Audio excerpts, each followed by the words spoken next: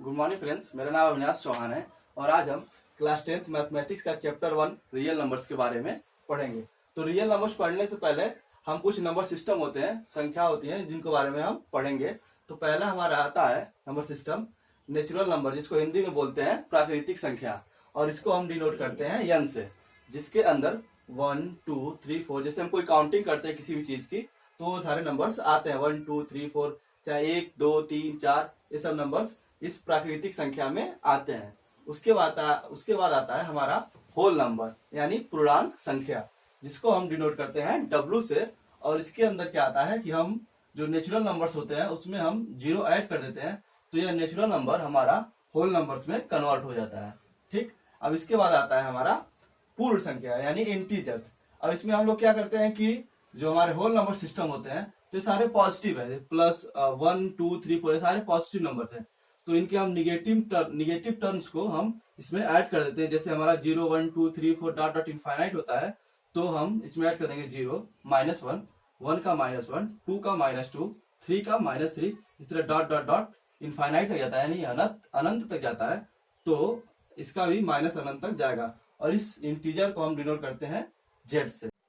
Integer numbers के बाद अब हम बात करेंगे चौथे नंबर सिस्टम यानी रेशनल नंबर्स की, जिसमें इस टाइप के नंबर आते हैं जैसे कि 3/5 5/8, यानी ये सारे नंबर से डिवाइड वाले नंबर्स आते हैं जो बटे वाले होते हैं, तो इनको हम परिमेय संख्या भी बोलते हैं और रेशनल नंबर बोलते हैं। यानी number of this type is called परिमेय संख्या। यानी कोई भी नंबर अगर इस तरह का दिखता है इस फॉर्मेट का तो हम लोग इसको बोलेंगे परिमेय संख्या। और इसका अगर मुझे परिभाषा लिखनी हो तो हम इसको लिखेंगे इस तरह से Q, इसको डिनोट करते हैं Q से।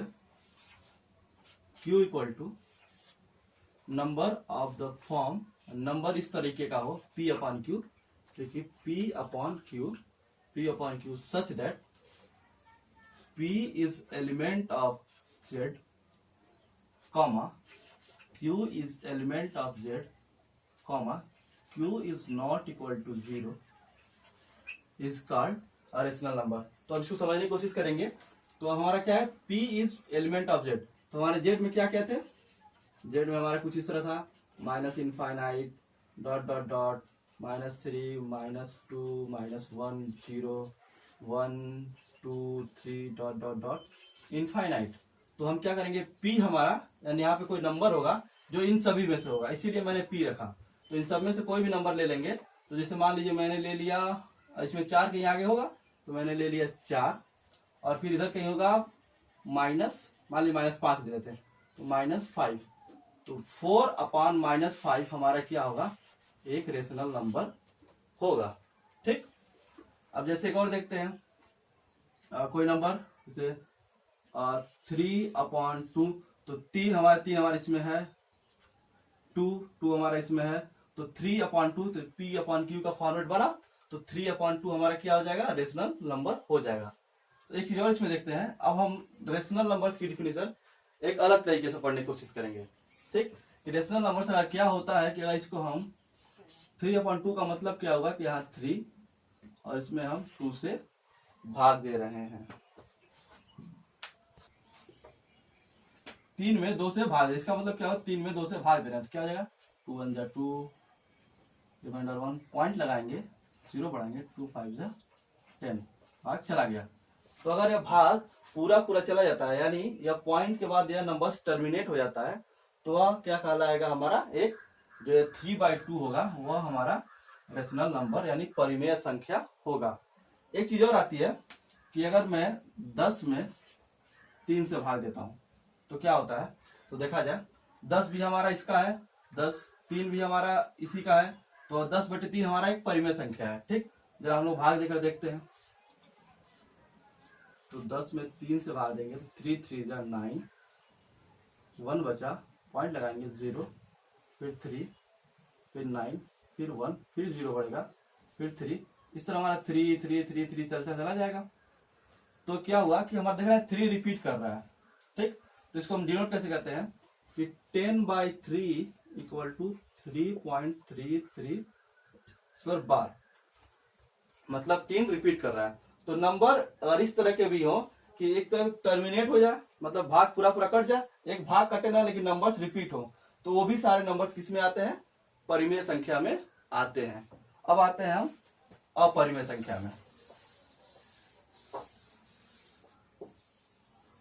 अपरिमेय की डिफिनेशन कैसे होगी, ठीक इसका उल्टा जो हम लोगों ने टर्मिनेटिंग और रेकरिंग का पढ़ा था, मतलब जो कट जा रहा था पूरा पूरा या बार बार नंबर्स आ रहे थे, इसके ठीक उल्टा, यानी वह नंबर जिनको भाग देने पर क्या हो कि वो ना रिपीट करे ना कि कटे।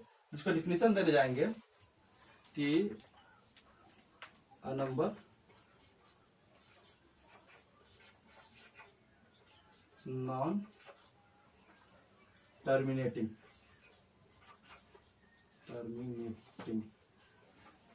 मतलब वह नंबर जो टर्मिनेट मतलब पूरा पूरा न कटे, और या नॉन रिकरिंग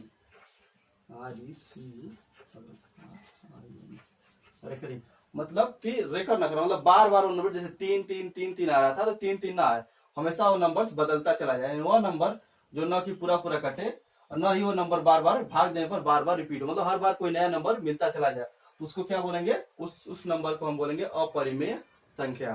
तो इसमें एग्जाम्पल में हमारा आता है, एग्जाम्पल में आता है √2 √3 द वैल्यू ऑफ पाई, ये सब हमारे आते हैं इरेशनल नंबर्स में आते हैं।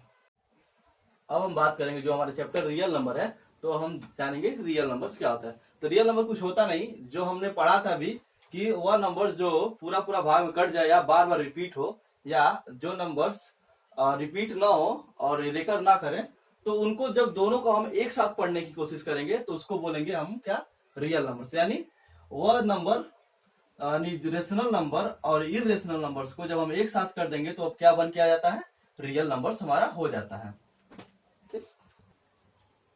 रियल नंबर जानने के बाद अब हम आते हैं कि अब हमारा पहले चैप्टर में जो टॉपिक है वह क्या है, कहता है वो टॉपिक हमें HCF यानी हाईएस्ट कॉमन फैक्टर निकालना है इक्लूड मेथड से, यानी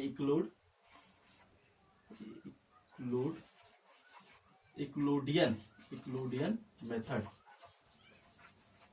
यह एक थ्योरम होता है जो हमें हाईएस्ट कॉमन फैक्टर निकालने में मदद करता है, यानी महत्तम समापवर्त निकालने में हमारी मदद करता है। तो इस मेथड को जानने से पहले हम पता करेंगे कि हमारा HCF यानी हाईएस्ट कॉमन फैक्टर क्या होता है, यानी महत्तम समापवर्त महत्तम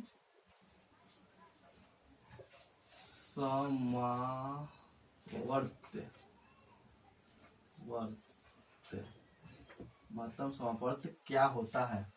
तो इसको इंग्लिश माध्यम समझेंगे, इससे आसानी होगी। जैसे कि होता क्या है, तो हमें करना क्या है कि पहले मैं जानूंगा कि फैक्टर क्या होता है, फिर बताऊंगा कॉमन क्या होता है, फिर बोलूंगा हाईएस्ट समझ आता है सबसे बड़ा।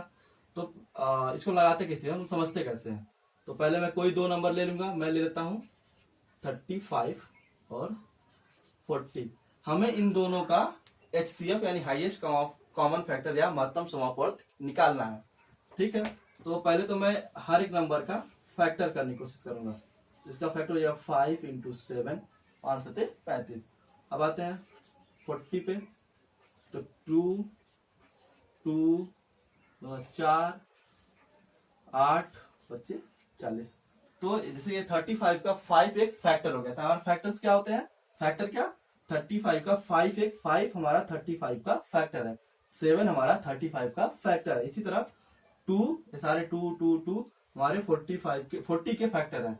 इस तरह 5 भी हमारा 40 का फैक्टर है। या अभी कर सकते हैं 5 × 2 यानी 10 भी हमारा 40 का फैक्टर होगा, ठीक। या 5 × 2 × 2 यानी 5 दूना 10 दूना 20 भी हमारा 40 का एक फैक्टर यानी गुणनखंड होगा। गुणनखंड मतलब गुणा का एक खंड होगा, ठीक। तो हमें क्या निकालना है, अब क्या है, ये तो हमारे हो गया फैक्टर, हमने फैक्टर निकाल लिया। अब हम आते हैं कॉमन। तो हम देखते हैं इसमें कॉमन क्या है। हमारा कॉमन यहाँ पे ध्यान दिया जाए तो 5 हमारा कॉमन है, तो हमारा कॉमन क्या हो गया 5। और कोई कॉमन है नहीं, तो कॉमन हमारा एक ही मिला 5 और यही सबसे बड़ा है। तो 35 और 40 यानी 35 और 40 का हाईएस्ट कॉमन फैक्टर हमारा क्या हो जाएगा 5, यानी HCF यानी महत्तम समापवर्त ऑफ 35 और 40 का बनेगा 5। ये तो हमारा आसान था तो हमने निकाल लिया। ठीक, अब हम आगे चलते हैं, एक और एग्जांपल लेते हैं जिसमें हम आगे निकालेंगे। अब हम लेते हैं, एक ले लेते हैं यही एग्जांपल। अब मैं यहाँ ले लेता हूँ 70 और 40। अब मुझे 70 और 40 का क्या निकालना है, HCF। यह लिखने का तरीका होता है HCF ऑफ 70 एंड 40 क्या होगा, जब आंसर आएगा तो हम लोग जान जाएंगे। ठीक, तो पहले तो मैं 70 को फैक्टराइज करूंगा, तो 2 इंटू 7 इंटू 5, यह इसके फैक्टर्स हो गए। पहला काम हमारा हो गया। अब हम करने जाएंगे 40 का क्या करेंगे, 2 इंटू 2 ऑलरेडी हमने कर चुका है, इंटू 5। अब इसका कॉमन लिखेंगे, कौन कौन कॉमन फैक्टर्स हैं, COMM कॉमन। हम देखते हैं इसमें 2 कॉमन है। ठीक, एक कॉमन मिल गया, और क्या मिल गया, 5 भी कॉमन मिल गया। इसके बाद भी 5 गुणे 2 यानी 5 इंटू 2 भी एक कॉमन है, 5 इंटू 2 भी एक कॉमन फैक्टर है, तो 5 गुणे 2। ठीक, ये तो हमारे 3 कॉमन निकल गया। अगली बार में सिर्फ एक कॉमन निकला था, अब हमारे कितने कॉमन हो गए, 3 कॉमन हो गए। तो हमारा फैक्टर निकल गया, कॉमन निकल गया। अब हमें कहती है हाईएस्ट। इन तीनों में सबसे बड़ा क्या है, सब दिख रहा है 10 है। तो highest common factor of 70 and 40, 70 और 40 का हाईएस्ट कॉमन फैक्टर क्या हो गया, 5 गुणे 2 यानी 10। तो हमारा आंसर क्या हो गया, 10। यह हो गया हमारा हाईएस्ट कॉमन फैक्टर। इस तरह से हमारा निकलता है। अब इसके बाद आते हैं अपने हम यूक्लिडियन मेथड पे। यूक्लिडियन मेथड क्या होता है,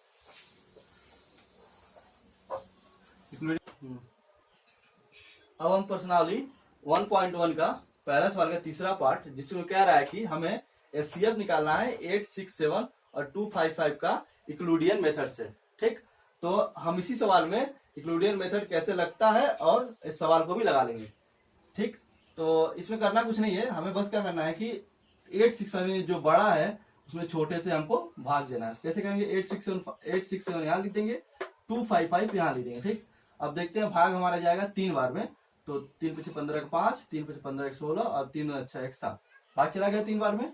तो अब मैं रिमाइंडर कर लिया, तो 7 5 2 6 0, यह हमारा 102 आ गया। अब करना क्या है कि जिससे हम भाग दे रहे थे यानी 255 को, अब फिर जो हमारा रिमाइंडर R बचा था, तो इसमें हम क्या करेंगे, यहाँ फिर एक भाग का निशान बनाएंगे और इससे जिससे भाग रहे थे उसको यहाँ पे लिख लेंगे। ठीक, तो हमने 255 यहाँ लिख लिया। अब देख रहे हैं कि 102 है और 255 है, तो 2 बार में 204 हो जाएगा, यानी भाग हमारा 2 बार में जाएगा। तो 2 बार में मैंने भाग ले गया और आगे क्या हमारा 204। ठीक, अब हम इसको फिर घटाएंगे, हमारा क्या आ गया 51। ठीक, हमारा मिल गया 51 को फिर मैंने क्या किया, अब 102 हमारा इससे भाग दे रहे थे, अब 102 को हम यहाँ लिखेंगे। ठीक, और फिर हमने देखा कि 51 से 2 बार भाग पूरा कट जाएगा, यानी हम तब तक इस तरह भाग ले जाएंगे जब तक कि यह पूरा कटे मत। ठीक, जहां हमारा यह पूरा कट गया, वहीं जो चीज जिस चीज से हम लास्ट टाइम भाग दिए रहेंगे लास्ट समय पे, यही हमारा HCF बन जाता है। यानी हमारा HCF क्या निकल के आया, 867,255 HCF निकल के आया 51। एक बार और समझने की कोशिश करें, तो हमें कुछ नहीं करना है, हमें 867 को लिखना है, 255 पे भाग देना है, जो रिमाइंडर आए उसमें 255 फिर यहाँ लिख देना है, यानी हमें उठाकर फिर इसको यहाँ लिखना है। ठीक, फिर इससे यानी जो रिमाइंडर आया था उससे हमें भाग देकर फिर अब रिमाइंडर आया, फिर 102 को यहाँ लिखना है, फिर भाग देना जब तक कि रिमाइंडर हमारा 0 ना बन जाए। तो लास्ट में जिससे हम भाग देंगे वही हमारा HCF बन जाता है। अब हम आते हैं पर्सनली 1.2 में, जिसमें हम LCM निकालना सीखेंगे। और हमारा एक सवाल था, हमें LCM निकालना है 12, 15 और 21 का LCM, यानी इसको हिंदी में बोलते हैं लघुत्तम समापवर्त, यानी LCM निकालना है 12, 15, 21 का। तो इसका भी वही तरीका है, इनका LCM निकालने से पहले हमें इनका गुणनखंड करना होगा। तो गुणनखंड हमें करना आता है, पहले मैं 12 का गुणनखंड लिखूंगा, 3 गुणे 4। ठीक, उसके बाद 15 का लिखूंगा, 3 गुणे 5। उसके बाद 21 का गुणनखंड लिखूंगा, 3 गुणे 7। तो LCM कुछ खास नहीं होता, हमें LCM लिखना होता कैसे, LCM लिखने के पहले लिख देंगे LCM बराबर, तो पहले देखेंगे इनमें जो कॉमन है, तो कॉमन क्या है हमारा 3 है, 3 हमारा कॉमन है। तो पहले मैं जो कॉमन है उनको एक बार लिख लूंगा, 3 हमारा कॉमन था मैंने लिख दिया, फिर गुणे ठीक। इसके बाद और भी कुछ कॉमन रहता है तो उसको फिर मैं लिखता, तीनों में जो कॉमन रहेगा वही लिखेंगे, ठीक। उसके बाद जैसे मेरा 3 सब में कॉमन था तो मैंने 3 लिख लिया। अगर मान लीजिए यही 2 अंक रहता तो इसमें 2 कॉमन था, मतलब इन दोनों जो 2 कॉमन था इन दोनों को मैं फिर यहाँ 3 लिखता, ठीक।